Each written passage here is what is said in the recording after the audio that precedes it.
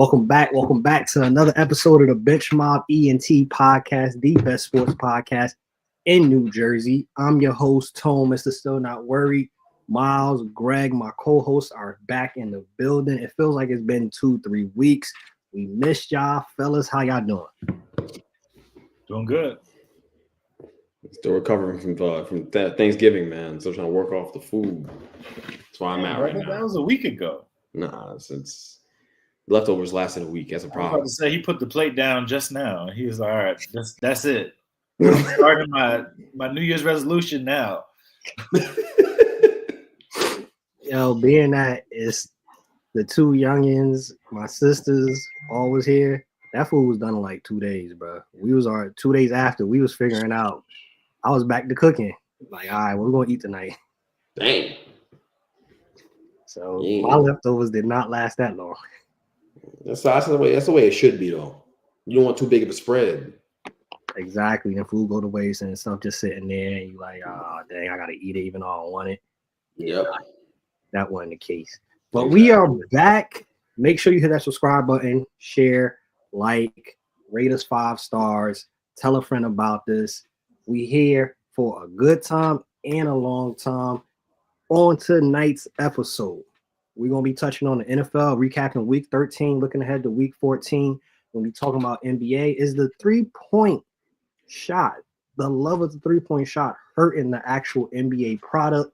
Of course, we're going to talk about a little college football, Sheduer Sanders, Prime. I was told I don't say his name. So Prime, he obviously is going to have his hand in where Sheduer goes. We're going to touch on that and much more in this episode. Starting off NFL week 13, it was a lot of good games. There was some games that were expected to be duds, but actually surprisingly were good. So it was a lot of good football.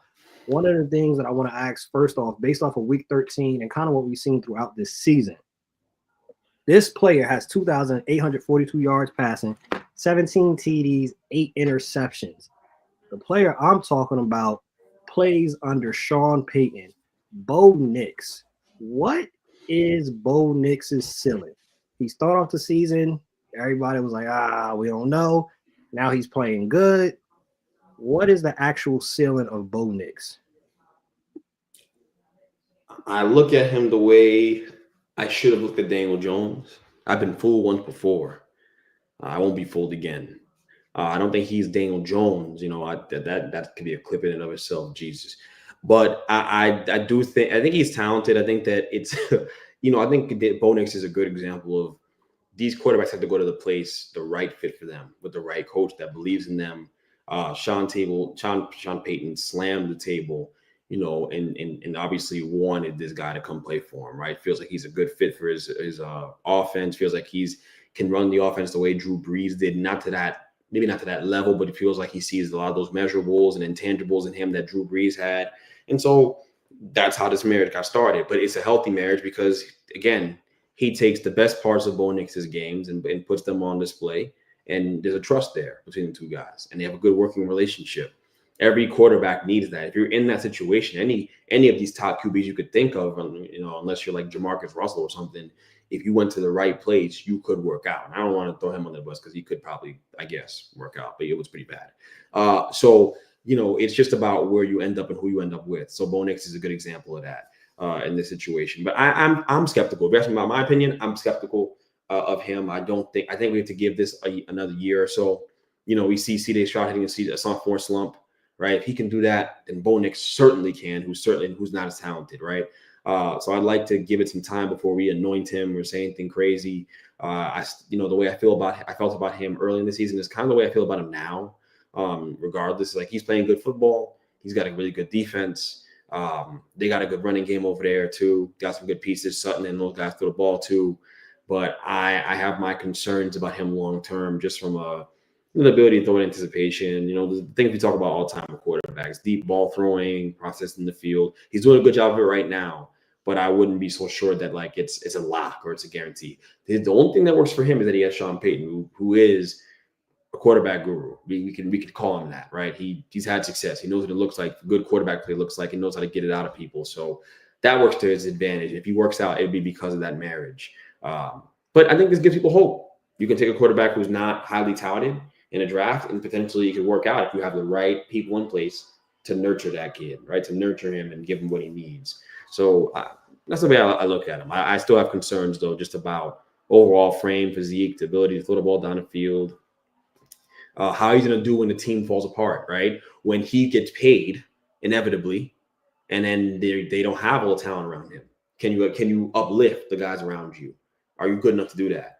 I don't think he is, and I think that's my overall concern. I don't think he's a franchise quarterback. I think he's good, like a Kirk, but not as good as Kirk yet. Maybe that's the ceiling. Kirk Cousins is the ceiling. I think what benefits him is they make fun of his age, all those years playing in college, but playing in college all those years, you do learn some things. Playing at Auburn in a different system, going to Oregon, playing in a totally different system. So he's able to adapt. And like you said, Sean Payton definitely knows how to work with quarterbacks, except for maybe one guy. I don't know. But he's doing pretty good in Pittsburgh. But for Bo Nix, I've liked what I've seen so far, except for this Monday night game. He didn't look good in that game. But he's a rookie. So you're going to have those bumps and bruises.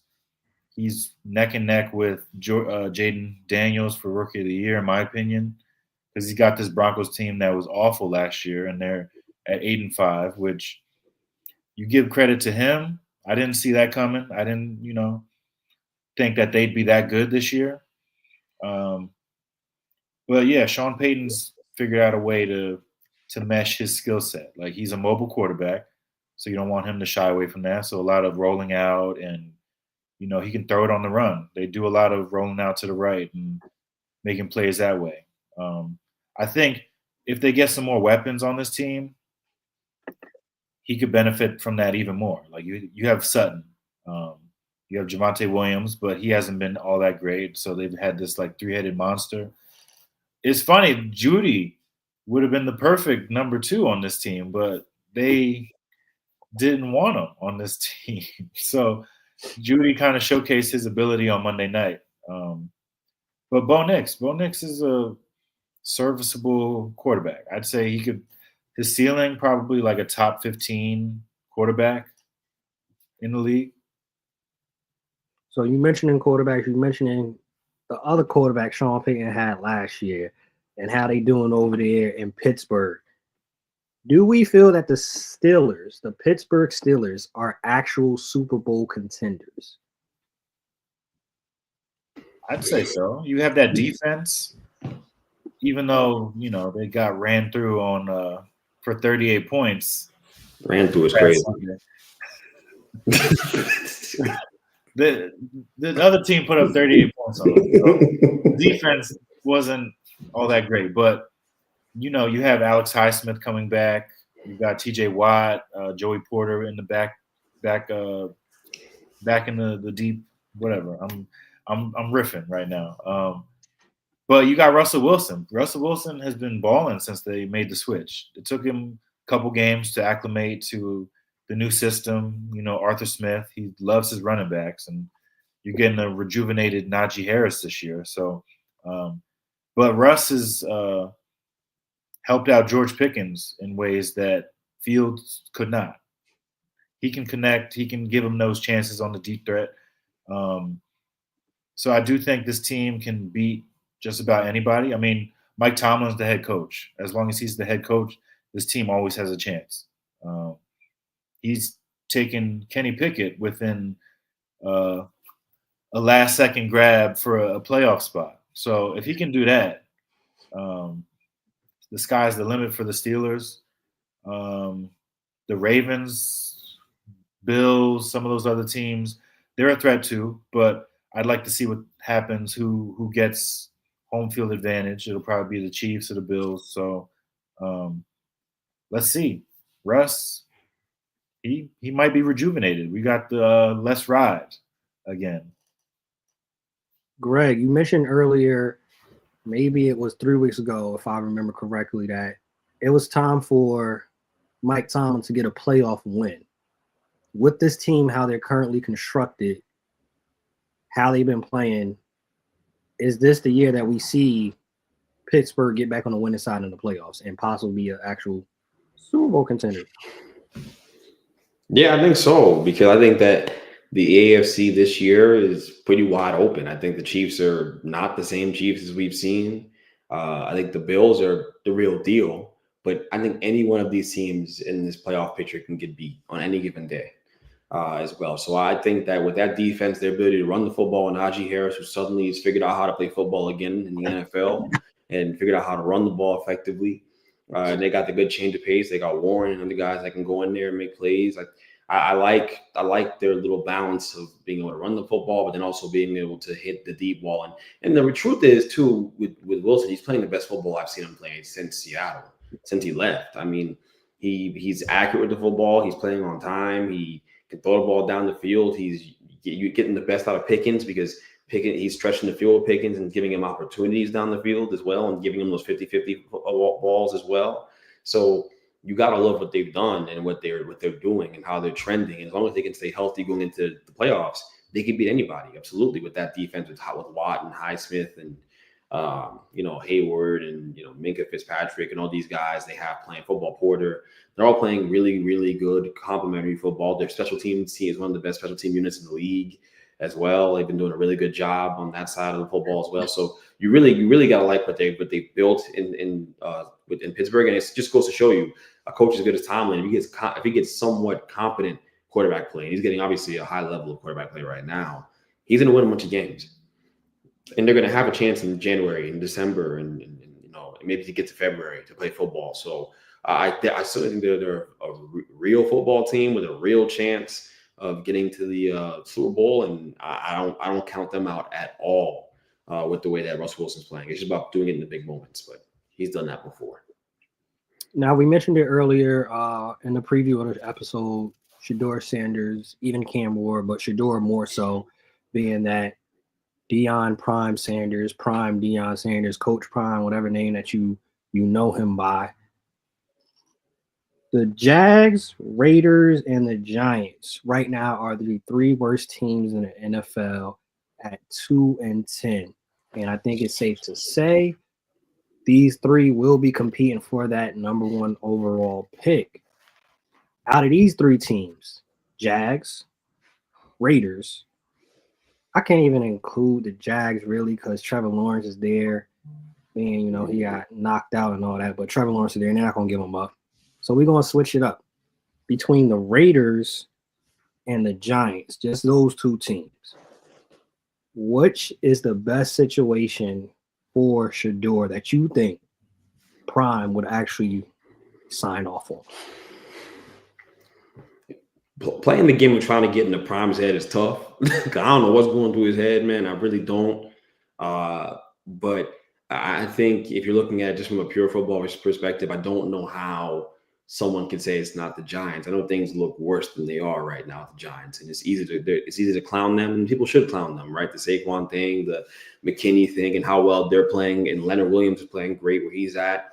All the former Giants that were here, they let walk are doing well. But when I think about the football team, the defense, you've got Okereke, who's a Pro Bowl linebacker last year. You've got the best defensive tackle in the sport. You've got one really elite edge in Herb Burns, and you got Kayvon, who's coming on as an up and coming player, and then a bunch of young talent on the defensive side of the football. I think the reason why they've been so bad is because they're not being schemed properly. The defensive coach that they brought in, Bowen, is not utilizing those guys in the proper scheme, and they're not playing good football. And I can say this comfortably because last year they were a good defense. So what happened? The only thing that changed is you came. There was no real change outside of that. Like, you came and you put them in a different scheme, and they can't play as well. Deontay Banks doesn't look as good in those guys. So I say all that to say, it's long-winded. I say all that to say that, with this situation with the Giants and what's going on there, if you make some changes to the coaching staff, and I don't think it's a complete overhaul, there's no reason why I can't believe that a new quarterback who can play and play at a high level couldn't get more out of this football team. They have talent offensively with Neighbors, right, who's being underutilized and not being, you're not seeing the best of him. And then We don't know what Hyde even is because he's never played with a competent quarterback before. We don't even know what he is, to be quite honest, because there are moments where he has looked good with good QB play or solid QB play, I guess. So all that to say with Tyrone Tracy, Wandell, the line being better, right? With Illumar playing good football, Andrew Thomas, there's a lot of injuries right now. With all those things, all those moving parts going on right now with the Giants team, they really are a quarterback away from being a solid team, to being a team that can make it to the playoffs any given year, to being a 500 or better team. That's where they are. They're a good quarterback away from that reality. And they're not far from being a very good football team with just making good additions with good quarterback play. So I would think it'd be the Giants because of all the reasons I just stated. That was a lot. And I'll tell you this right now. I played this game with the Raiders in my head. It wouldn't be that long. The list wouldn't be that long. Brock Bowers is amazing. Best tight end in football already. But outside of that, and the kid Tucker, the receiver, is pretty good too. That's it. There ain't much else going on over there, right? The cupboard is pretty bare. Max Crosby's there. We don't know how long he's gonna be there for, So it's a complete strip down and rebuild there. The Giants are gonna rebuild, but it's a bit different because they're not as far as everyone thinks. It's just the miscalculation when Daniel Jones set them back a couple of years as well, which is, a fireable offense if you want it to be. I just don't happen to think that they should fire him for that. So yeah, I think the Giants are in a better situation. I think Prime would be intelligent to allow Sheduer to go there. But I'll also say this, since you just talked about it before the show, I don't know what Prime can do if the Giants or the Raiders get the number one pick and decide, I'm going to take Sheduer Sanders. How do you prevent it from happening? What exactly do you do to block this from happening? If they take him, even though he just said before in the pre-draft process he doesn't want to go there, it isn't like he can get there and not play. You know what I'm saying? Like, your career depends on it. You have to go out there and perform to earn the opportunity to play for somebody else. You know what I'm saying? And we've seen better quarterbacks come the draft, number one picks overall, that haven't pulled this stunt. So there's no precedent here. And I also say this too, it's more likely the Giants get the number one pick because the Raiders and the Jaguars got to play. Someone got to win the damn game. I think it'll be the Raiders. Just saying. It will be because the Raiders almost beat the Chiefs last Sunday. They should have beat them on Thursday. Last Thursday, they should have beat them, right? On Thanksgiving Day. Or was that Thanksgiving? Black Friday. They played on Black Friday. They almost beat them then. And the Jaguars are uncompetitive. They're simply uncompetitive. The Raiders compete. I'll give you that. So I just think the Raiders are going to win that game. The Jaguars almost beat the Texans with Mac Jones this weekend. Was it? Well, it was 20-23. It was close. Okay, so someone got to win the game. One way or another. I know that you'd rather have, if you're a Giants fan, you'd rather have the Raiders win the football game, right? That's just me. But I can hear it spewing out that you want them to win. Of course I do. But I think the Raiders are a better football team, especially if Trevor Lawrence isn't going to be there. That's all I'm saying. We ain't that far off. I think it's the 22nd of December they play. So it's just a couple Sundays away. I think Trevor will be back by then. He should be. He's out. I think they put him out for the season. He's out for the season. Yeah. What? Okay. So the Raiders are going to win the game. This is God. Sorry, Trevor. Sorry. McCurkle Jones. He's the guy. Watch. Yeah, that's crazy. McCurkle ain't winning that game. He ain't winning that game, bro. And so with that being said, I think the Giants will have the first overall pick, but we'll have to wait and see. That's my feeling. The Giants ain't winning another game. They ain't winning another game. It's not happening. I'm just being honest. No Dexter Lawrence now too. Forget about it. Anyways, I've been rambling. That's my take. So with that, you mentioned, right? You said, probably I'm gonna get the number one overall pick.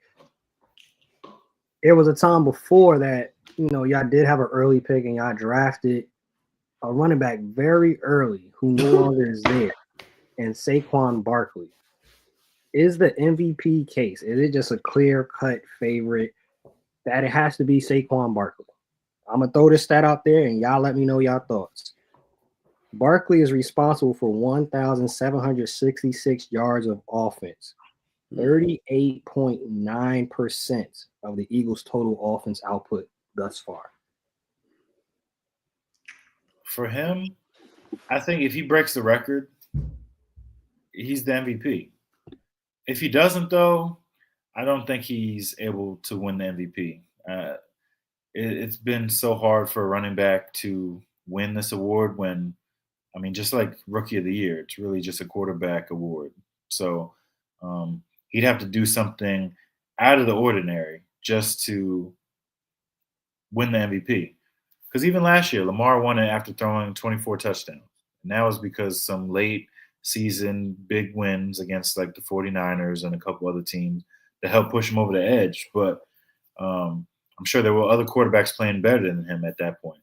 So if we're looking at the front runners, I feel like you got to put Josh Allen up there. Saquon's definitely got to be up there because he's leading the league in rushing by a lot at this point. And then Lamar. So if you're telling me that he's going to beat out one of those or both of those quarterbacks, he's got to do something crazy. And he's shown that he can do it. I mean, this is a hell of a first year after the breakup. He's going crazy. So it's been fun to watch Saquon do his thing finally after he's been freed. So I hope that he gets the MVP, honestly. Bring some happiness back to Philly, happiness back to the Barkley family. Because they've been real down and out since, 2018, 2019? Hey, yo, he said freed like he was a slave. And I think he meant to say 2022 then, because the last good year he had here was 2022. Oh, but you see, it's fine. Yeah, people could pick fun of the Giants all they want. Saquon has a legitimate MVP case. Obviously, I think this might be the first year we had a position player in a while, right? To pull this off. It hasn't been that long, but it's been a little bit. 2012, Adrian Peterson. That was the last position player to win one position player outside of quarterback? I believe so. He the last running back to do it. This is ridiculous. I actually think it's more likely than people think it is with that in mind, because I think that at some point you got to break the chain, right? You can give it to Lamar Jackson again, but he's had some ugly losses like the one he had to Philly, to Saquon and company last weekend, right? And I guess that's a whole different conversation in and of itself. But I don't think any quarterback in the NFL is playing so well that you can give it to them over Saquon, to be quite honest. Because Josh Allen, I hear the murmurs for him. And while he's played really, really good football, the primary reason why they're winning football games is it's centered around him, but the run game's strong. The defense is really, really good. They're healthy at the right time, too. There are a lot of things working in their favor as well. And it really is the fact that they can control the clock the way that they do, which is what we've said, right? I mean, when they were too pass heavy the last couple of years, at the end of the Daboll era and going into the Ken Dorsey era, they really just dropped back and threw every single time. And it was just too much, and they were losing in shootouts. Now they're running the football. They're running the football. They're controlling the clock. They have the last possession a lot of times, and they're able to really just wear you out and, control the clock and get last possession to go their way. So you've got to give them credit for that. And so because of that, I think it's more of a team thing when you talk about their success. When we talk about the Eagles, there are times where that offense is unwatchable, right? My man Saquon has gotten Jalen Hurts through some dark times. Jalen Hurts does not look good early in the season. There's no debate about that there. So when you think about that, now he's in a rhythm. But he's in a rhythm now because he got the element of the run game. You can give up to Saquon. Teams are worried about Saquon. You can't stack the box. You don't know how to guard because you got AJ Brown. You got Devontae Smith, right? It's an embarrassment of riches. And so I do think that even with that embarrassment of riches, Saquon is the biggest reason why they are sitting here at 9-2, 10-2. 10-2. What a joke. 10-2. Sitting here at 10-2. So he's the biggest reason why. And if he breaks that record, which he easily could, and he'll probably do it in the last game of the season against the Giants for poetic justice. That's fine. That's fine. It's all right. He wasn't going to do that here. I don't want to go on a tangent. He wasn't going to do that here. It wasn't going to happen. So I still think the Giants justified letting him walk. But I just think that alone makes him a good case. I mean, a good argument for the MVP, and he should win it. I do think so. He's playing better football than any other football player on the planet. This is the best he's looked since his rookie year. Yeah, he gets to run through one of the best O-lines in the last 10, 15 years been put together in the NFL. And so when you get that talented, you get to run behind that offensive line. Do you see how many runs he has where he's untouched until he gets to the second level? He probably broke a record this year for his career. And certainly even for any other running back. He might have more than anybody else. That might be a real stat. We can probably find that. He's not getting touched when he went on a lot of these runs till he gets to the cornerbacks or gets to the DBs and all that. So I'm not taking away from him. I'm just saying he's so good that if that's what you're going to give him, he's going to look like this. That's the bottom line. The Giants didn't have the infrastructure to give him that, and now it's the problem. That was the problem. So I think he clearly is an MVP candidate and probably should win it. And it's not going to look good for Shane to everybody else, but Mara can't get his panties in a bunch. You gotta understand that, like, you have to take your medicine. It's okay. It's okay. It's every team has to go through this. The Giants aren't above it. They're not. You can't keep winning here 6, 7. You can't win 6 games, 7 games, 8 games a year and expect to get your quarterback. The Steelers lucked in this to Russell Wilson because he came to them on a $2 million deal because Sean Payton said, get the hell out of here, right? It was luck. That's really what happened. Or whatever you subscribe to, whatever you believe in, right?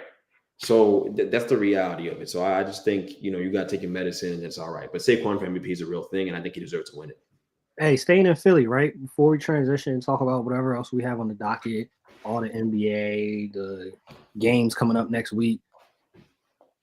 Philadelphia Eagles are on an 8-game winning streak. Are we buying or selling that they're back in that conversation to be a Super Bowl contender? You got to buy it. I mean, the defense has looked a lot better over the last month or two than it did early on. And that's credit to them making the switch and putting Cooper in there. The white cornerback is making a comeback. Don't call it a comeback, but hey, that's what it is. So you're getting good cornerback play from him. Quinyon, probably the best corner in football right now as a rookie, locking stuff up left and right. I mean, the numbers don't lie. And then on offense, like you still have A.J. Brown, you still got Devontae Smith, and now you add Saquon in the mix. Like, you really don't need Jalen to do what he did the last time they made the Super Bowl. He can kind of what would Greg say? Manage the game. He manage it all right. Yeah, he can manage it. That's fine. There's plenty of Super Bowl managers out there. So when they make this trip down to New Orleans in February, it'll be because of your boy Saquon, and I do think A.J. Brown's going to play a big part in it. Jalen's going to make some good plays. The defense has showed that.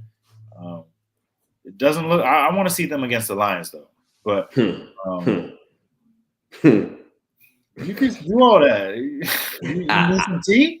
When they gone up against these really, really great football teams, what do they look like though? There's some Cowboy syndrome to this, and not to that level, But I don't think the Eagles are getting out of the NFC. I don't think they're beating I don't think they're beating the Niners. It's just force of habit. I'm sorry. I'm so used to them being here. They're not here. It's what I'm saying? But they're not beating the Lions. And I don't know for sure they beat the Packers. I'm not totally sure of that. Yeah, I have my doubts about that too. I think the Packers are very serious and they should not be taken lightly. I think the Packers could beat them in a playoff game. Absolutely. When you look at that defense, look at Jacobs and what he's done. Jacobs had a similar effect as Saquon with the Packers, just not as dramatic with the numbers because, again, he ain't running behind one of the greatest offensive lines we've ever seen in the last 10, 15 years. He ain't doing that.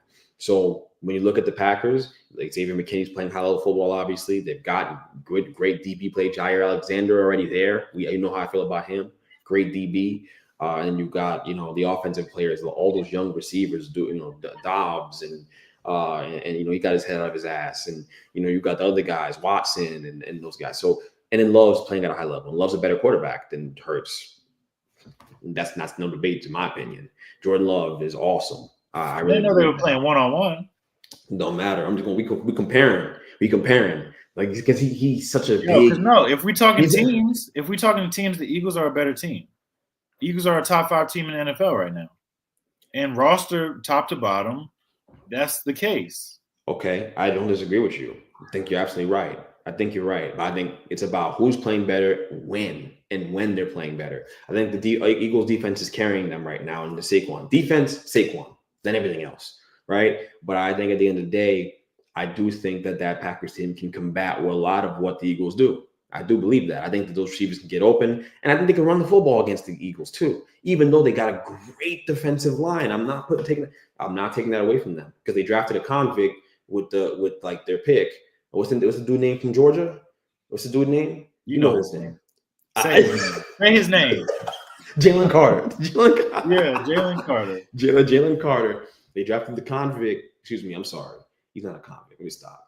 But they drafted him, and we were all worried about him, and he's been fine. So they got a steal. High Roseman's great, but moral of the story is they've got a great team all around. I just think the Packers can compete with that team. That's all I'm saying. The Eagles have a tendency of kind of having these lapses, and against a team like that, they can take advantage of it. And you certainly can't do that against the Lions because they are the most physical team in football, defensively and offensively as well. So they have competition. The Eagles can get to the Super Bowl, but they're not a favorite, and I'm certainly not predicting it. And if Miles predicted this because he suddenly bleeds green the other way, it don't make no sense to me. It don't make no sense to me. The other way, we've already established why. Yeah, that's not the real reason why. His family. Not bleed there green you go. the other way. Looking ahead, we talking the Packers, and it's funny. The Packers actually are one game behind the Vikings, but I'm think it's safe to say that the Vikings aren't taken serious because of the quarterback situation, and as of late, they have struggled offensively.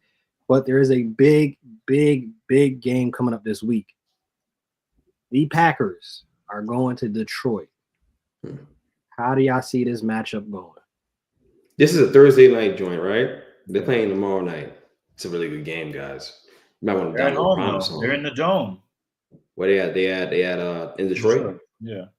And that's better for my man. J Love going to air that thing out.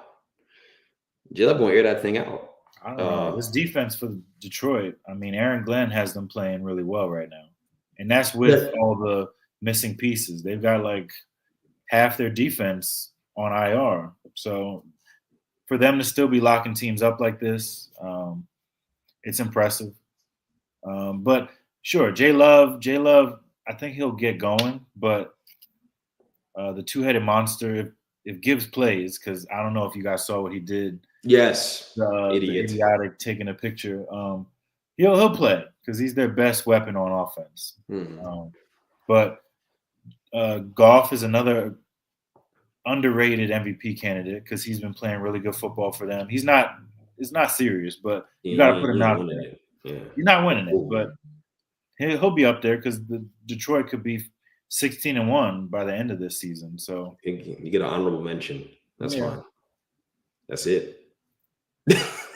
But no, they're missing some guys. Jair's not playing. Romeo Doubs is out. So I expect Detroit to win by at least a touchdown. Yeah, that's disrespectful a little bit. I think the Packers are better than you give them credit for, man. I know the injuries are tough, but this is going to be a tough game. It's going to come down to who can run the ball better than who, period. Because if they get into a shootout, I'm not saying Goff can't win a shootout. Yes, he can. He deserves that respect. But I'll take my chances with J Love. I will with Dontavian Wicks, the young receiver. They got other guys that can step up. Watson, who has the case of the drops. He's hitting the ball, hitting him in the face. He drops it. I've seen that stuff too. But he does make plays as well. And so I think they have a really, really talented group of receivers that can go out there and play and pick up for Doubs, who's going to be out. And I know the quarterback situation is rough, but I think they'll patch it up and they'll play good enough football to be competitive in this game. And it'll be really close, really, really close up until the end. I think we're going to see a wire football game, which is what we all want because we haven't gotten enough of that. I'm more optimistic about it.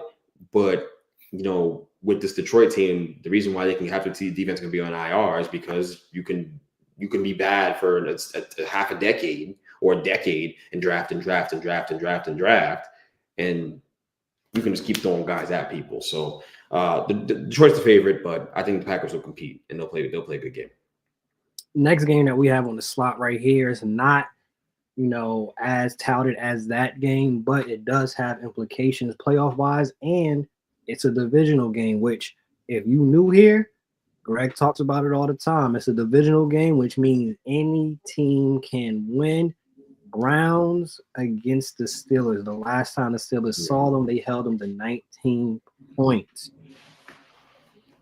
How will the Steelers look this game, and who wins it, especially with a motivated Jameis Winston?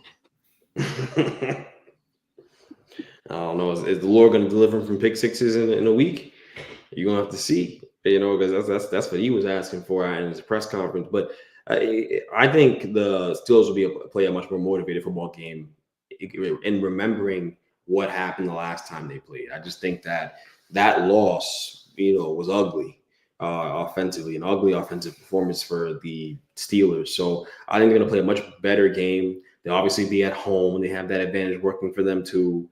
And again, as great as Jameis has looked at moments, he still is Jameis Winston, where he'll make that timely interception or make that timely bad decision as well. So we have our reasons to be concerned about the Browns in this game, but the Browns are a team with nothing to lose, and that's what makes them dangerous. It just does, right? They're not playing for anything, and they're playing really, really hard for Kevin Stefanski down the stretch, and they have too much talent to bottom out and be awful, right? They're just never going to be that because they have all this talent on the field at the same time, defensively and offensively, and Jerry Jeudy seems to pick up, just find himself here and be the guy that we all thought he could be coming out of Alabama. So I think it's going to be a really good game. I love when these two teams match up, but I do think that the Steelers will have a better offensive output in this game, and they'll win the football game. It's a game they need to win, and I think they'll take care of business because that's what Mike Tomlin teams do, especially when they lose to someone the first time around, right? I think it's a pretty safe bet. But again, division game, crazy things have happened. We'll see. Now, No, Miles, you on mute. You good? Yeah, my fault. No, all I was going to say was that I think Mike Tomlin's going to have them ready. When you look at it, I was watching the Hard Knocks, and the way he talks to his team, I know they're going to be ready for this game.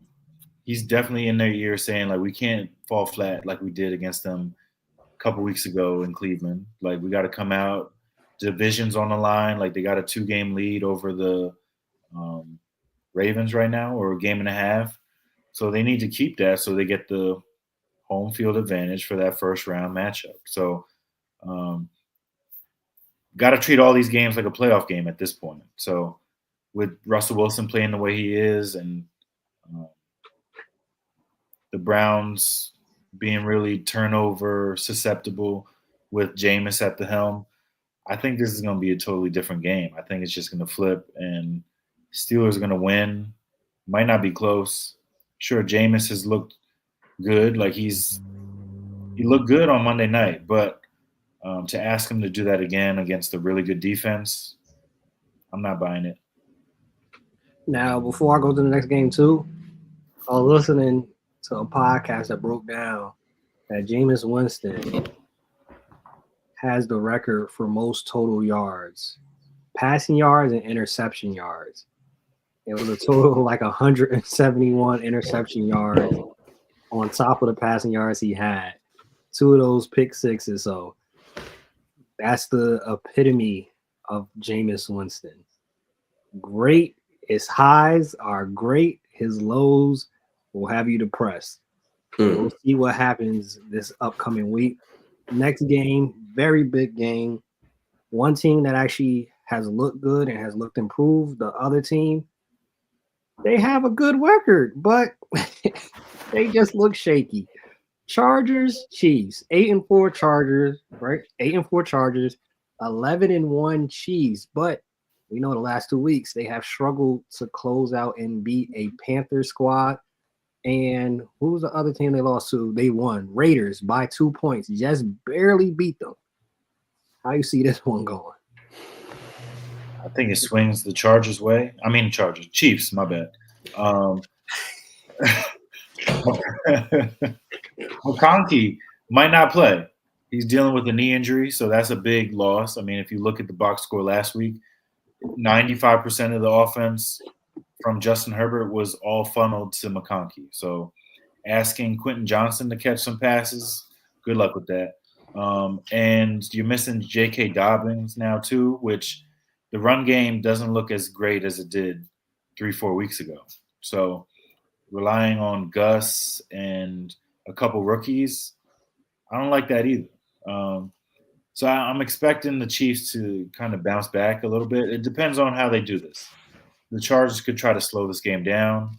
Chiefs already don't score that many points as is, and you make this like 17-14 game, or the Chiefs kind of maybe they open things up. Maybe you start hitting some of these passes to Worthy and getting DeAndre Hopkins more involved because, I mean, you traded for him for a reason. So, and then they just got Pacheco back, who he looked really good last week in the few touches that he did get. So I'm expecting them to, step on the gas. And, I mean, John Harbaugh, he's a good coach, but it's not going to happen tonight or on Sunday night. I think the Chiefs have narrowly escaped death a few times this season. That's an understatement. Quite a bit this season. So I have my reservations about this game for them. And even though they should win the football game, I do think that Herbert is a good enough quarterback, great enough quarterback. Good enough. He's a great enough quarterback to go out there and play his best when the best is required. And Harbaugh's, mentality of running the football, and ball control, that could work against a defense that's been struggling with the Chiefs. Just very, very subtly, he's been struggling over the last few weeks. So I'm going to take the Chargers. I think they barely got by the Raiders. I think they're due for another loss just because of the fact that they have not really been playing that well. They've played well enough to get wins, and they know how to win. Great. But they have not been convincing at all in the slightest this season. Have the Chiefs. So I'll take the Chargers, their ball control offense, getting after them, going running downhill, seeing if they can stop the run and play actioning off of it, and Justin Herbert being able to dice them up a little bit. I do think that's going to happen a bit throughout the game. Aiden McConnell can do it, make some nice throws. I think Herbert can do it too. Moving ahead, we're looking at college basketball. We pride ourselves in being able to give y'all what y'all want, what y'all need, no matter the sport. We might talk tennis, we might talk golf, we might talk all of it. Only one we probably won't talk about is wrestling because we know that's not real. But anywho, shots fired to all y'all that be going OD for wrestling. Anywho, should the discussion be, instead of tanking for Cooper, tank for Harper? We know the hype's been around Coop for the last 2-3 seasons, but from what we've seen so far, should the conversation actually open up between a two-man race of Cooper, Flagg, and Dylan Harper? For me, I look at it as Dylan Harper is a clear-cut best player in the class. Obviously, guards at a premium in the NBA, so he plays a position of higher value to begin with. But on top of that, he's just really, really good, and in so many different facets. He's a really good catch-and-shoot player. The fundamentals of a great shot are there. He's going to become a better shooter with time. You can just kind of see it already. He's going to be a really good shooter in the NBA with time. And then his ability to play out of the pick and roll, use his size and use his frame and get to where he wants to go and make good passes, a good feel for the game, can throw the ball with his left hand, his right hand.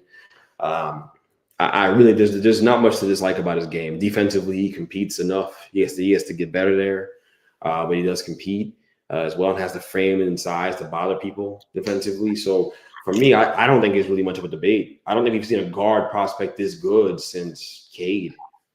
Quite honestly, Cade was probably the last guard I remember that I felt was this advanced at this age. Just watching him in college at Oklahoma State, that's the last guy. I could be forgetting somebody, but I don't think so. From a guard prospect perspective, he kind of reminds me of Cade, just left-handed. There's a lot of that. But if I had to give you a player comp for Dylan, it's like a bigger Jalen Brunson. It's a bigger Jalen Brunson, honestly. I think once he figures out the float game too, like he's going to be dangerous. And he already does a great job playing off 2 feet. If you watch him play, he comes to that 2-foot stop the same way Jalen Brunson does. He bumps you. He's crafty around the rim. He knows how to scoop, when to go over the top. Great touch as well around the rim. He reminds me a lot of Jalen Brunson, but just bigger, which is scary, by the way. That's a pretty damn good basketball player as well. But yeah, and then as far as Cooper goes, I think Cooper's obviously still a great talent. I just feel like, it's easy in this social media age to get caught up in the hype. He did a great job with the USA team in practice. We know that. It was also still practice. So we think we may have all overreacted a bit to seeing that. And I say we all, just being, using a general term. I don't like Tone overreacted. I don't know if that Miles overreacted either.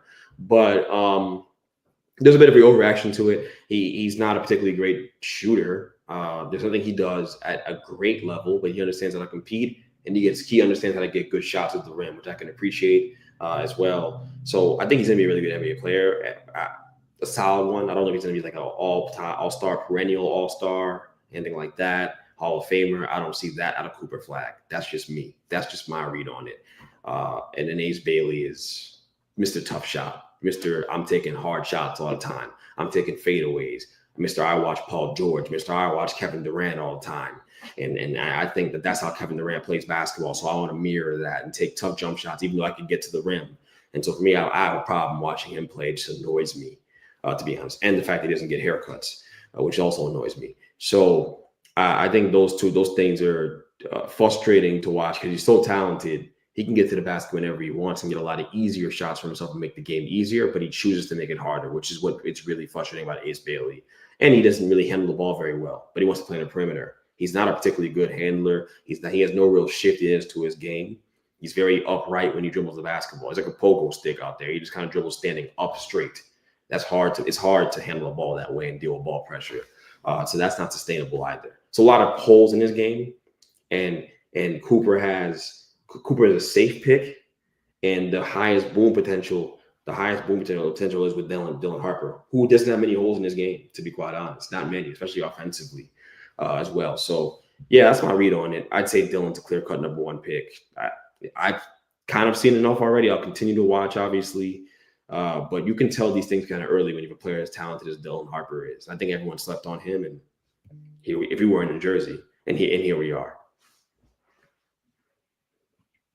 That was a lot. That was a lot. Hey, if you ain't got nothing to add, we can keep it pushing. I don't know if Tone disagrees. I think Tone, if I'm looking Miles, I don't know. I would take Cooper over Ace right now, though. I'm not taking Ace over him. Well, yeah. Oh yeah.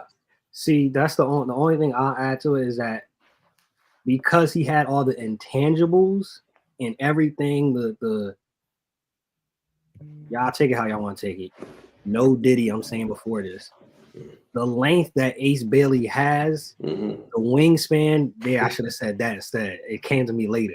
The wingspan. You could just be like Shannon Sharp and say it. You said what? You could just be like Shannon Sharp and say, F all that conversation about the pause. Everything, he had everything to be great. I didn't foresee him playing this way. Like before the season started, I would have took him over Cooper also, just off the athleticism, just off of all the measurements and the intangibles. But he doesn't even use those, especially on the defensive side. He could be a daggone pest all defensive player with the measurements, and we just don't see it. And the other thing that is very concerning, my boy can't dribble. No.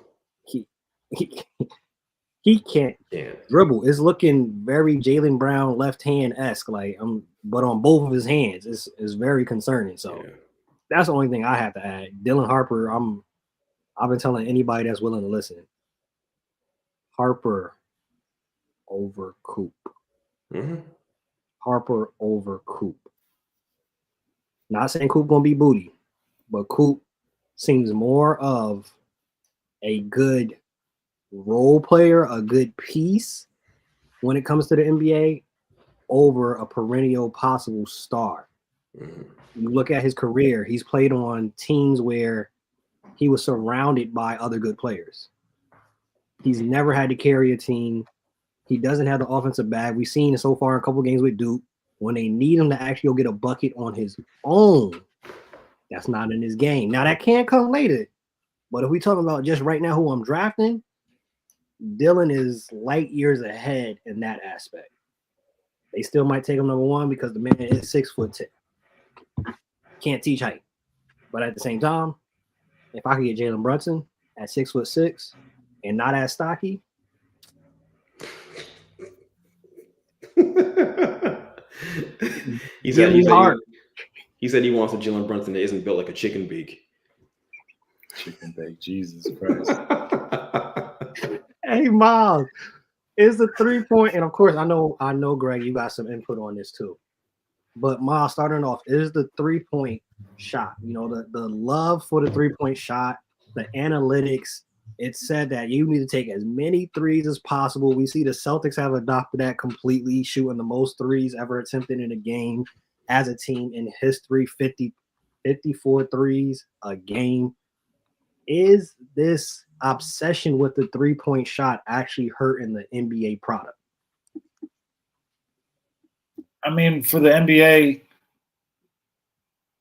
yeah, just because if you're seeing teams shoot up like 60, 65 threes in a game, like most people would like to see more like get into the cup or, some pick and roll action and stuff like that. But the Celtics, you can't fault them for it. I mean, they won a championship last year based on that philosophy of we're going to shoot threes. We're going to, get out in the open when we can, but we're shooting as many threes as we can. And if we shoot it at a healthy clip, then we're going to beat most teams. That's why you see them go out and get a Porzingis, and you're building around guys that like centers that can shoot. So, I mean, the skill level is a lot higher than it was 20 years ago, 30 years ago.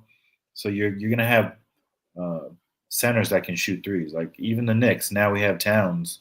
That adds a whole nother dimension to our team, having a guy who can shoot threes. Like if we have everybody shooting threes, perfect. But I feel like it's only a bad product if you're seeing a game of guys chucking threes and they're not making it. Like those games where a team shoot like 25% from three, I'm turning that game off. Like that's not a good game because you're just gonna keep shooting until the buzzer sounds. Like you're not gonna adjust and change, at least for the game. If you don't got it, you don't got it one game. So why not switch and run more actions going towards the basket or some mid-range stuff, some higher percentage stuff. But that's not what they're teaching these guys nowadays. It's like everybody, when they walk into the gym, the first shot they're taking is a three. They're not working on layups and mid-range stuff. Like they see Steph Curry. Steph Curry brought this in the league where he glorified the three-pointer. And, I mean, it's here to stay at this point. So, yeah. the 3-point debate. I'm at the point I didn't used to feel this way, and I don't fully feel this way. But with it's bad. The product is bad because the problem is, if you're making threes, or you have a team making threes at even an average clip on a night-to-night basis in the NBA, and the other team's struggling, it isn't like quality shots, quality 2-point buckets are going to win you a game. Because if you're trading twos for threes, you can't win. It's simple math, right? It doesn't. You're shooting the 3-ball too well, and it's coming from every single position, 1 through 5 on the floor. It's hard. So I think the way to combat this is moving the 3-point line back, which is crazy. Maybe even expanding the court a little bit, which I think they're going to get to that place. I do believe that. And you'll see 3-point percentages go down as well, because right now it's become too easy because guys are too skilled. That's just the hard reality of it, right? Until they do that, until you move the 3-point line back, I think you're going to continue to have the situation where you have bad basketball out there taking place because guys can just step up to the 3-point line and knock it down with ease. That's just the reality of it. And so if you can knock that shot down, why would you shoot a 2? Why would you take a contested mid-range jump shot? Why would you run a set to get a midi jump shot, mid-range? You're not going to do it. You're not going to do it, right? If you can shoot it at a reasonable clip. night to night. So every team tries to construct themselves like the Warriors did, and that's been the basis of it all. But I mean, as far as the play on the court, I don't think we've seen great basketball since the 2012, 2013, 2014, 2015, 2009-ish, like the Suns, even when they used to go up and down, you kind of associate them. When you think about 3-point shots, they didn't do that. They were actually they just fast break you to death, right? They'd get a quick, good look at the rim within 7 seconds or less. That was the thing. But it wasn't a three.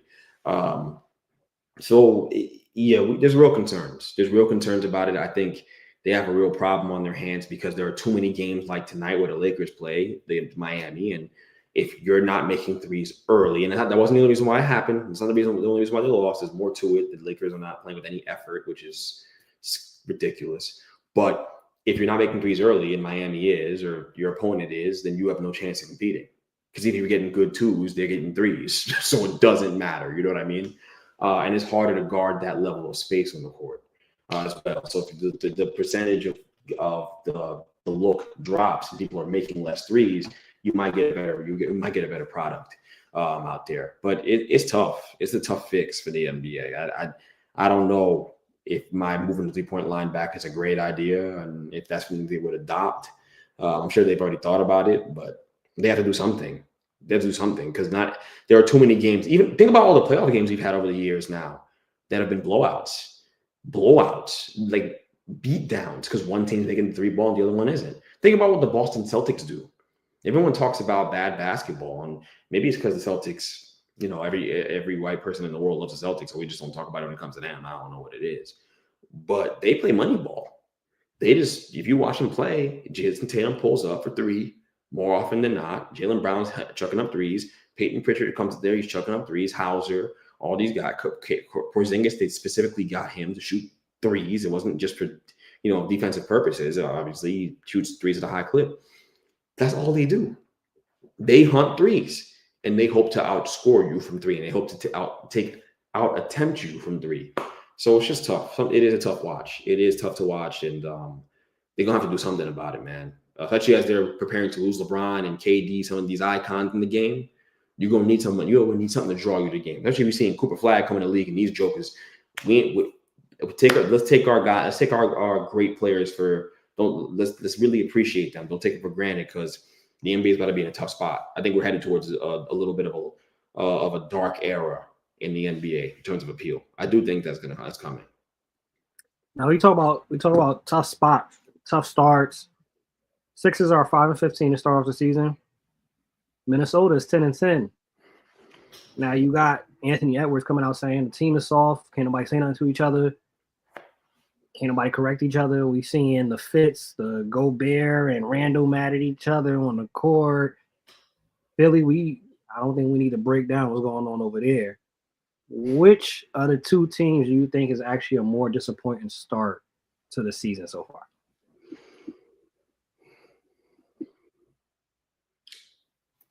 Minnesota. Because at least with Philly, there's a reason.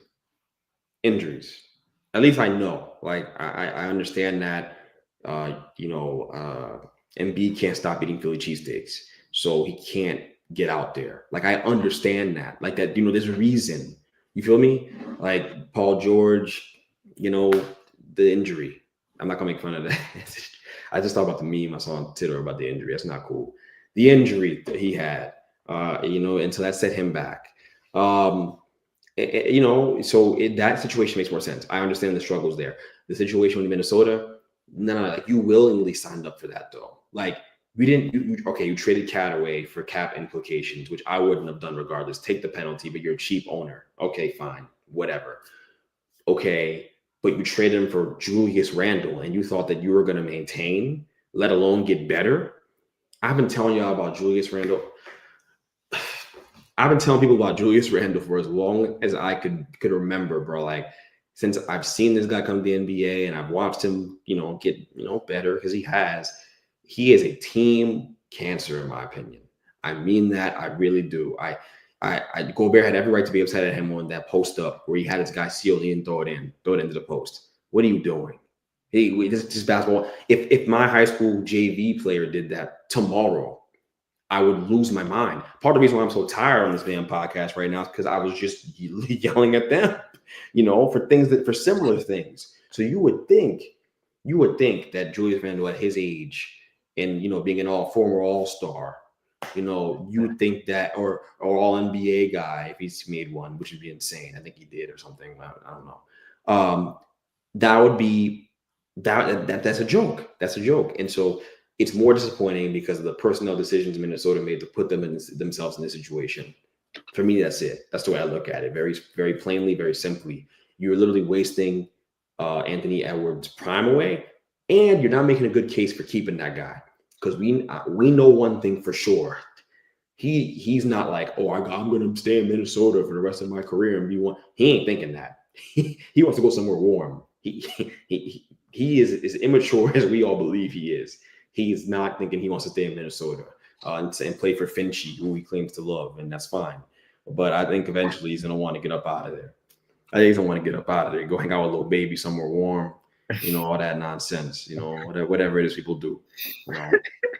Yo, so, Finchie is crazy. That's what he calls him. I don't know. I feel like Philly is the most disappointing of the teams, just because. Sure, you knew Embiid this is who he is. He's always going to be half in, half out. Paul George, you sort of knew that was who he was. He's always hurt. This has been his track record for the last 5-6 years. But they went all in. They gave Paul George the max money that the Lakers, the Clippers were too afraid to give him, which, that should have told you something. Seeing him with that big brace on him, this is just not going to end well. I just don't see it ending well in Philly, and it couldn't happen to a worse franchise, city, all that. Oh, you're saying that about them, but with the Eagles, that doesn't apply. That makes no fly, sense. Eagles, fly, baby. That is. See, I almost cursed on the podcast. You see how that's some nonsense, though. Damn. I was like, yo, what's he talking about? He loves Philly. No, look, Philly, this all stretches back to the whole tank for Embiid, tank for Ben Simmons. It was all supposed to lead to something. You tank for a reason. And the furthest they've gotten was with Jimmy Butler.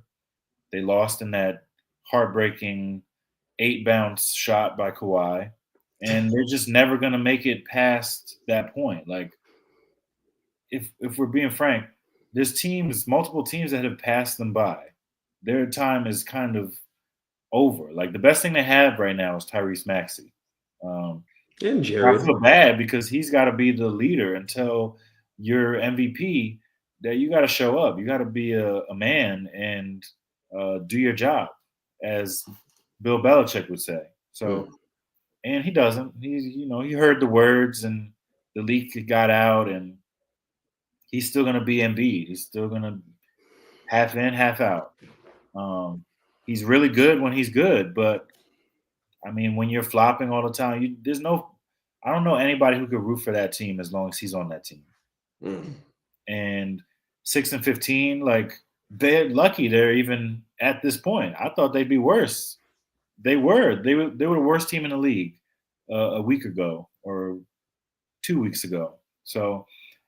Maybe this is a good thing. Maybe you lose and you draft, but who knows where the picks are? Picks are all over the place. So their picks are someone else's picks, and mediocrity is where they'll lay for the rest of the year. Their best bet is to try to get in the play-in, in my opinion, because there's other teams that are playing better than them right now, and Embiid might play 20 games. Yeah, they're 5-15 right now, and they are, funny enough, how bad the East is. At 5-15, they are actually 3.5 games back from the last playing spot. Yeah, they're gonna get in. They're gonna get in, and that's all they need. That's all they need to do, to be quite honest. And they're gonna get in. I think Miles made a really, really compelling argument right there for why Philly's been more disappointing. It's just when you willingly trade for Julius Randle on your team, when you willingly do that, I'm gonna shame you any chance I get. I'm gonna shame you any chance I get. You won't hear nothing. I'm not complaining. You won't. Oh, of course you're not. But when I was saying it last year, saying if you get rid of him, we're 17-1 since he came on, and we have OG and he came. You don't talk bad about your employee while he's still employed, do you? Yeah, you do. People do it all the time. People do it all the time. People employ people they don't like all the time. It's an unfortunate reality, man. You're just waiting to get rid of somebody. Hey, Kappa facts. The Houston Rockets are 15-7 right now, the second place team in the West. Kappa facts, the Houston Rockets should be taken serious as a contender in the West. Facts. Cap. I ain't taking him. You think Cap? Yeah, I ain't doing that. I like what Ime's doing over there. He's great. He's great. It's too bad he can't play. They're a good team. They're a good team. Yo, I think people don't understand. Like this is actually Tone. This is good. There are a lot of teams in the NBA night to night. More teams people realize that don't play hard every single night. So what you see is they get the best of these teams that are clearly better than them because Tari Eason and a Thompson twin go out there and they are literally flying around the floor making winning plays. But in the playoffs, the intensity rises and everybody else is better than you because they play that hard as well. So it balances out. You know what I'm saying? Like I think Houston is a good regular season team and they've come a long way and they've done a great job at their drafts. They've been bad for a long time and now they're on the way back up to some relevancy. But they don't have a real superstar go-getter in the playoffs that can get you a bucket. They don't. It's like the same reason why the Warriors blew that lead to Denver last night. Yo, you just have Steph out there, and he's aging, and you don't have a second guy. You literally brought back the same team and lost a second. I know Clank Thompson wasn't great for them last year, but he can make a shot in a big moment every now and then. You don't even have that anymore. You have Draymond Green out there playing like 50 minutes a game. You're not going to be good. It was an illusion. This is actually a great example. 1-to-1, apple to apple. The Warriors won 12 games. They were hot, rolling, right? They were just playing harder than teams. That's it. They were just playing harder. But the second these teams that have that have these good rosters, like I don't know, name one, the Thunder, these other teams, right? Dallas, who's picking it up.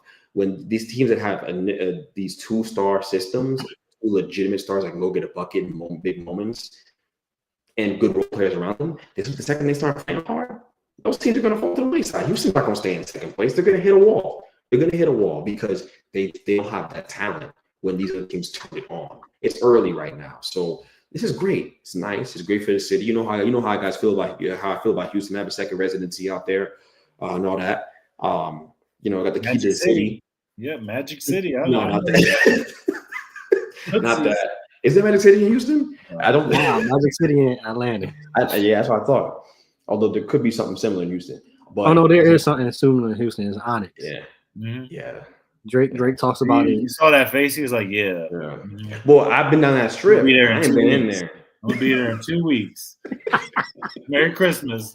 Yo, the Christmas is crazy. Oh God. Hey, yo, it was crazy too with Magic City. I found out last time I was in Atlanta. It's really like legit walking distance from Georgia Tech campus. Oh my God. Like it's dangerous over there. It's a soccer field across the street with Georgia Tech. That's max. Yo, some smart ass kids walking over there, going there to Magic City hopefully just to get the wings.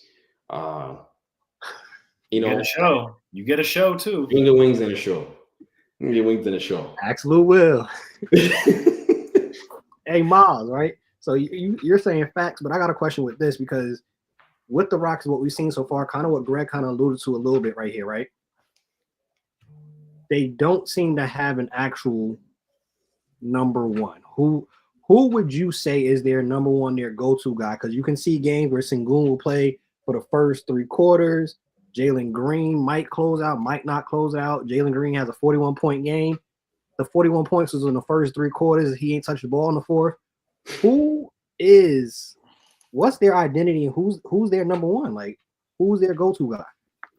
I think they got to go with the like Jokic method of the center is your best player. Like he's shown that he can make the plays. He's able to score. He's got all the moves. Like run it through him. Like Jalen Green, I don't trust that guy. He's a scorer only. Like he's not making plays for anybody else. I'd like to see them let Amen play a little bit more than he does, but like you said, there's a lot of young players on this team. So sure, at some point they could fall off a little bit. They do play hard because they're young. I mean, when I was young, I was playing hard too. I don't play anymore.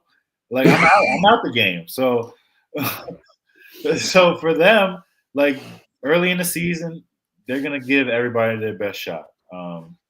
But these kids play hard. Like Tari Eason, Amen. Like defensively, like you got two really good wings. And not to even mention like Whitmore. I don't even know what they're doing with him, but he's in the wings waiting at some point. But Sengun, you got to run that through that guy. Like he's a walking triple double if you let him work. But you can't rely on Jalen Green. He go like 12 for 15 one day and like 1 for 15 the next day. Like it's so hit or miss. And I know they gave him the extension. It's a short extension though, 3-year deal, easily tradable. Get traded. Yeah, you can get traded. They're gonna make a move at some point. I was about to say, do you think that they need to make a trade now? We had a guest on a couple weeks ago, Chris Lindsay from Chris Lindsay Sports. He says you keep that young core intact and don't make a move. Do you not think that you need to make a trade? He's a nice guy. Yes, I seen that. I was like, that guy's too nice. Because you saying you got to keep them together. Hell no. Like you keep them together for now. But when you want to get serious, when you want to play with the big dogs, you need to make a trade because you ain't gonna be able to compete with those guys. They're the top of the top, the Celtics of the league, and these guys, Dallas and Denver even. You mean they ain't beating Denver in the series right now? It's currently constituted. No, they're not. There ain't no chance. Period. Zero chance. You can't trust Jalen Green with the keys offensively in big moments. I refuse to do so. I'm not trusting anybody who's going to impregnate Dre and Michelle in these big moments. I'm not trusting you. I'm just being honest. You're immature. You're probably not a good decision maker on the court, which, by the way, film backs that up because his performance isn't consistent, right? And all that stuff. So he's so talented, but it's just it's one of those things where the rubber meets the road at some point with him as well. So you got to make a trade. Yes, you got to make a trade. You need a real proven all-star, perennial all-star player to be the face of that franchise. As of right now, I don't think that franchise has a face. They have a bunch of really good young players who play hard together and are coached extremely well. And I'm not surprised Cam Whitmore doesn't play, by the way. I'm not surprised. I don't think he competes defensively consistently. I just don't think he does. And it's not about scoring. It's about the defensive part. That's why he's not playing. Because Ime don't play that. He doesn't play. You don't play defense, you're not going to get out there. You're not making the right rotations. You're not going to play. He's not going to do that. But I think they need to make a trade, man. That was nice by Chris though. Maybe it was because of the holidays. He was feeling nice or something like that. I did see him say that, and I was like, nah, like this good right now, but you need to make a trade, man. Ingram's on the market at some point. That'd be interesting. There are a lot of teams that could use Ingram right now, to be quite honest. But that would be. Do I think he's the answer for sure? For what I'm talking about, it's a lot of responsibility. You know what I'm saying? Like I'm talking about face of the franchise level player. Like maybe if Ingram's the prize at the end of this thing for them, if he's their pot of gold, so to speak, at the end of the rainbow, you hold your chips close to your vest and you wait. Just wait.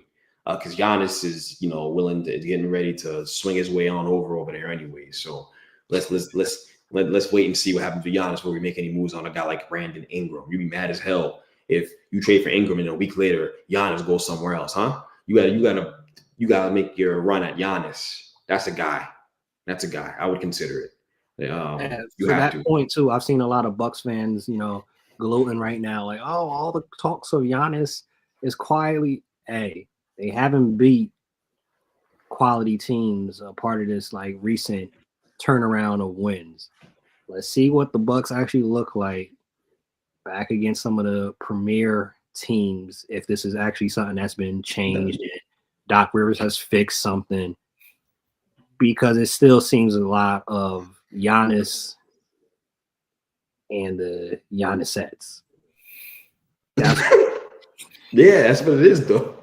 It looks like that, even with the wins as of late. Cap or facts? Because we gotta bring him up. Last couple episodes we haven't brought this man up, and y'all all say that we be riding a bicycle for this man, so let's bring him up. Cap or facts? Are we seeing Father Time catch up to LeBron James? I don't think this is like Father Time sending him off a cliff. I don't think that's quite what we're seeing. I think we're seeing kind of a combination of things. I actually said this in the group chat last night to some other people. I was just like, then I think about it. Bron had a tough season last year where they keep playing from behind, have to try to make a playoff push at the end of the year. They get in the playoffs. They play a hard-fought series where he's playing heavy minutes up in that altitude against Denver, right? Fighting for his life because no role players like D'Angelo Russell can't make a shot. None of these dudes can make a play. So it's just him and AD trying to outscore Denver by themselves, okay? Then you go play Olympic basketball. You're the best player on the Olympic team. You're the best player on the Olympic team. But all these young players, all these great players. This is why I say the NBA is not in a good place. It's not. It's in the worst place than we think. But he's with Anthony Anthony Edwards and Jason Tatum. He's the best player on the team. He carries them to goal wins. I believe he wins MVP of the entire thing. Right? Is that what happened? Okay, he wins MVP. Cool. Now we're here at this new season, right? And they're trying to limit his load, manage him a little bit about having him on the floor, less usage. He's tired. I think he's tired. I think he's kind of hitting a bit of a wall. And at 40, I think it's reasonable, right? I think it's a reasonable thing where he might hit a wall at this time because of all of the tread on the tires. It was too compact. He needs to have some time off. He needed this summer. So they're going to have to rest him at some point. He's going to have to find ways to get rest throughout the season to that where he can make it to the end. And they got to stop wasting my guy's time. Wasting his time. Right, we out here. We have this terrible roster out here. We playing Gabe. I almost called him Gabe Davis because he don't even deserve to have his last name said the right way. Gabe Vincent. He out here. He can't score more than 10 points all of a sudden. But with Miami, he was a damn good player. I don't know what the heck happened to him. You've got D'Angelo Russell, who I don't want to see his face. I don't want to see his face. I'm tired of seeing his face. I don't want to see him anymore. They need to trade him just so I simply don't have to see him because it upsets me. It upsets me how bad he's been for them as well. When you watch the Lakers, all their role players, if you watch other teams play, their role players are all better than the Lakers players. That's the problem. It's like you just have a bunch of nonsense and garbage around AD and LeBron James, and every other team seems to find good players everywhere. You look under the couch, you have good players, better players than these guys have with the Lakers surrounding their star players. And that's the problem. That's the problem. So I think it's a bit of like, man, F this. Like, what are we doing? I could be at home in Savannah and enjoy my $1 billion, but I'm here. And I think he loves to play. The passion's still there, but don't test that guy. Like, get him some pieces so he can compete. And so you can maximize this window you have because it's not going to be long with him at the end of the road here.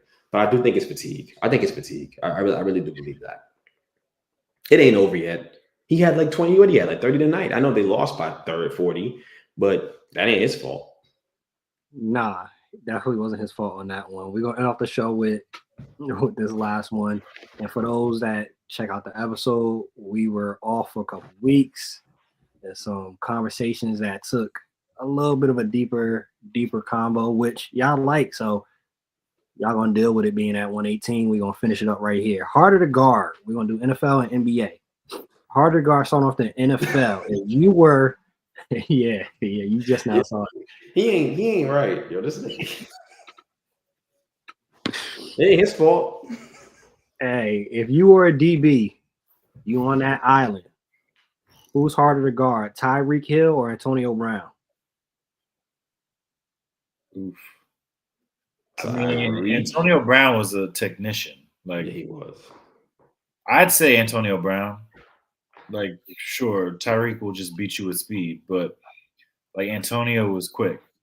Guys like that, those are the ones that are really hard to guard. So I'm gonna go Antonio Brown. Tyreek will beat you with speed, but he also has crazy breaks too. So I don't really know what you do with that dude if things are right. I don't know what the hell is going on with him this year. I don't know what's happening in Miami. I guess Tua ain't been healthy. I understand that. PTSD. And yeah, PTSD. It might be the multiple kids with multiple mothers coming this year. We've seen other guys thrive under those circumstances. Hey, that could be a little bit stressful. You got 2 pregnant women that you got to tend to, and 2 have been out. No, you're not wrong. You're not wrong. That could be it. I mean, I don't think it puts bricks in your legs. You know, it makes you slower. But if I'm looking at it peak for peak, I think Tua is. I mean, I think Tyreek, when you line up all across from that dude, you scared as hell because you could do everything right, and it doesn't really matter. He's out there. He's an outrunner. It felt inevitable when he was out there, and it did with Antonio Brown as well. But I think I'd say Tyreek because of the speed. Harder to guard Larry Fitzgerald or Jamar Chase? Jamar is different. What a bunch of idiots over in Cincinnati not paying him, by the way. What a bunch of idiots. And it's just a shame that our resident Wildcat isn't on the show today, because it's really a shame, because I'd love to talk to him on the show. I really would, and have him talk to the people about what they plan to do, what their plans are in terms of paying him. Is there going to be a large GoFundMe? Is there going to be a series of car washes that we open up here? What are we doing in Cincinnati to make sure that man gets paid? Because I know that Mike Brown, the Brown family ain't about to pay that nigga. So what are we gonna do? What are we gonna do about the Jamar Chase situation? Are we gonna, are we gonna run a Ponzi scheme? Are we gonna, are we gonna sell drugs? Like, what are we gonna do to get this guy paid? Who's harder to guard, Larry Fitz or Jamar? Right, I was about to say. I just want to know. I think this is a good conversation for the Bengals fans. I just want to know, can someone just if this is a clip, I want someone to answer. Oh, we clipping this. We clipping this. Sorry. Miles' dad was thinking about the question the whole time. My bad. I feel like Larry Fitz. Larry Fitz is harder to guard. 6'3". He was really good coming out of Pitt. A guy like that who can run routes like that and has that speed. I mean, sure, Jamar is really good too, but prime Larry Fitz, he almost carried Arizona to a Super Bowl. So, that Jamar nice, bro. Jamar nice, and so is it Larry Fitz. I'm not misremembering how great Fitz was.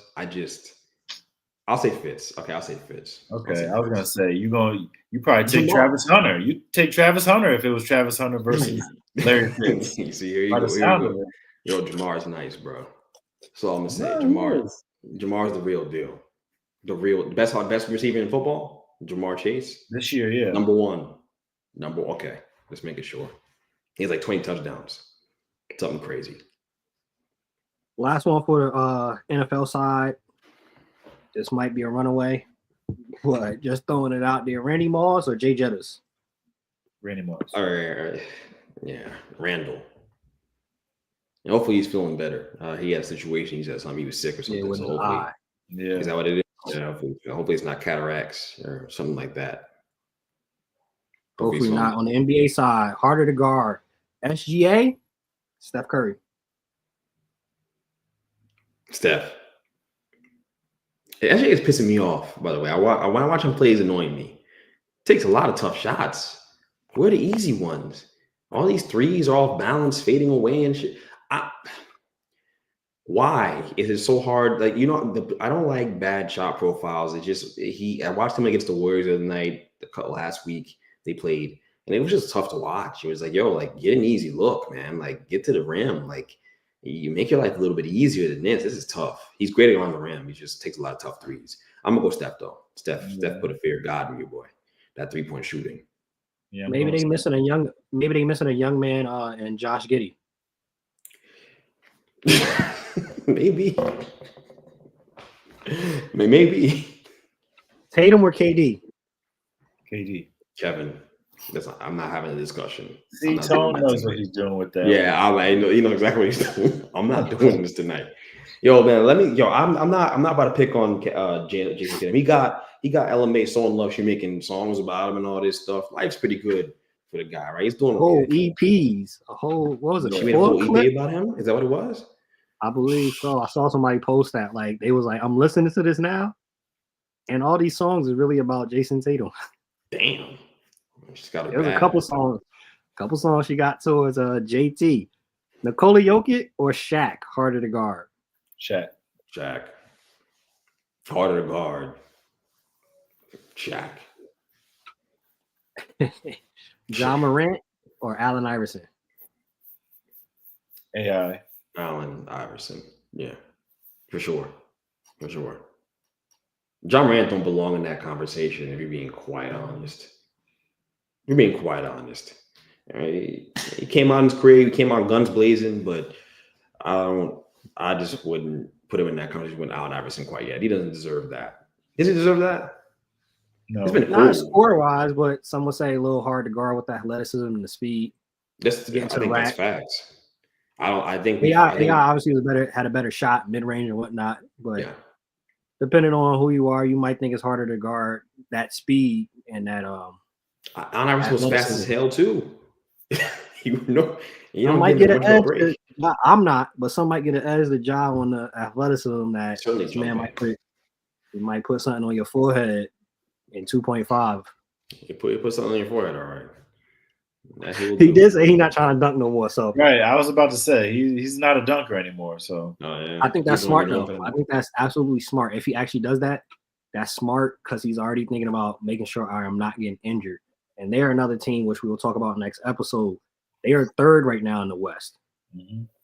Don't know if they could keep that going, but if Ja is actually going to be healthy, that's their X factor every single year. If Ja is healthy, it go anywhere. Better franchise player, not better player, but better for their franchise. Tatum, Paul Pierce.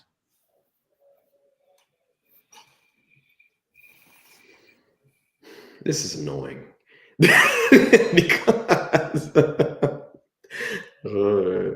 I'm gonna say Paul Pierce. They both got one ring. It's better. Is it better player? Like who you would rather have as a franchise face of the franchise guy? Is that what we're saying? Who's better for their franchise? Paul Pierce for the Celtics? So whose legacy is stronger for their franchise, basically? Like, Paul. Jalen Brunson. Not even a debate. Jalen Brunson, Carmelo Anthony. Oof, I'd say Jalen Brunson might have the edge right now, just because that's sad. His tenure is more about winning than Melo. That's sad. Yeah, because they didn't give him any good teams to play with besides all that tape stuff, Knicks tape stuff. All that tape stuff for this to be the combination. That's sad. That's sad. I mean, you think about it. He only been here about 5 minutes to Brunson, and that's already answers already Brunson. That's sad. Just being honest. We got Knicks fans romanticize an era of this team with Carmelo that was just loaded with mediocre play. And Carmelo was great because he wasn't scared to come. That's what y'all celebrated. But it wasn't about winning. It wasn't about winning. That's all I'm gonna say. So that's why you can say Jalen Brunson's already got a better legacy as a Knick. That's sad. That's sad. It just makes me sad. That's all. This is why the Carmelo conversation is always so loaded about how great he was. I'm just saying. A great front right now. It's sad. It's sad, man. I feel bad for the guy. I feel bad for you guys. That's not cool, man. Yeah, there it is. There it is, folks. There it is. Hey, last one. Domantas Sabonis with the Kings or Boogie Cousins with the Kings? Boogie didn't win. Right. I feel like that's a tie. They both haven't really done anything. Yo, Boogie didn't win nothing. In Sacramento, did it? Yo, I'm crying, bro. What the hell? Yeah, that's funny. Bonus would be more loved. Cousins was the more I don't want to say combative, but combative is a good word. More combative figure in Sacramento, but he was the better player by far. Yeah, that's what I was going to say. I think Cousins was a far better player. I think Sabonis has regressed since arriving to Sacramento. No, yeah, I'm about to trade him. Look at the fan. See, he has. I mean, he's not making the 3-point shot at the same clip. I don't know what it is with these big men not, getting worse with their 3-point shots and their percentages.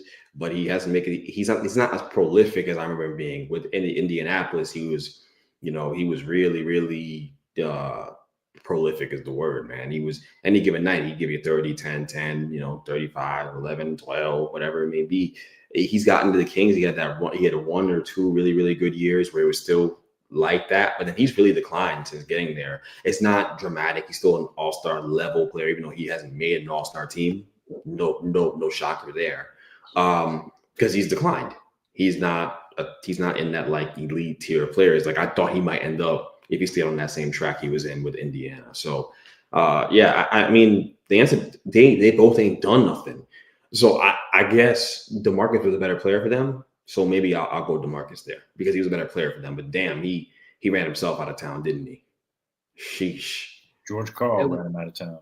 Well, George Karl, that was probably the worst place to have drafted Boogie.